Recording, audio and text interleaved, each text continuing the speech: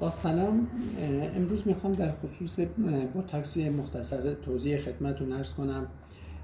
کلینیک دکتر احمدی و دکتر عزیزی بوتاکسی که استفاده میشه برندهای مختلف موجوده، اما اون چیزی که معمولا استفاده میشه برندهای ایرانی مسپورت و دیستون هستش. برندهای کره‌ای داریم، برندهای دیگه هم هستش که اگه زیباجویان سفارش بدن از اونها استفاده میشه، اما به علت قیمت مناسبی که این برندهای ایرانی دارن و کارایی خوبی هر 6 ماه یه بارم کفایت میکنه تزریقش، از این استفاده میشه.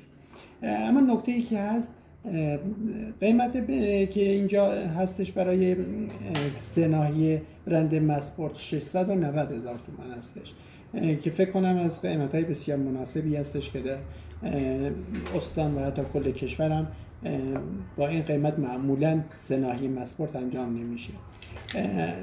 هر کدوم از ویال ها همونطور که ملاحظه میفرمایید خودشون به صورت پودری هستش، باید با آب مقطر یا نرمال سالونی که همراهش هستش رقیق بشه و یه ظرفیت مشخصی داره.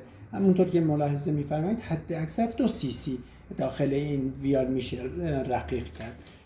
خب بحثایی هست که میگن خیلی بیشتر رقیق میشه و بیشتر رقیق بشه برای تعداد افراد بیشتری استفاده میشه، که همچین چیزی ممکن نیست، چون ویال میگم ظرفیت مشخصی داره و شما نمیتونید چون پلم بستش بیشتر از 2 cc رقیق کنید و برای هر ویال حد اکثر برای 2 تا 3 نفر قابل استفاده هستش. حالا برای بعضیا بیشتر استفاده میشه، برای بعضیا کمتر استفاده میشه و اگر رقت اون محلولمون زیاد یا کم بشه قطعاً کارای خودش رو از دست میده، موجب افتادگی میشه یا تأثیر کافی نخواهد داشت.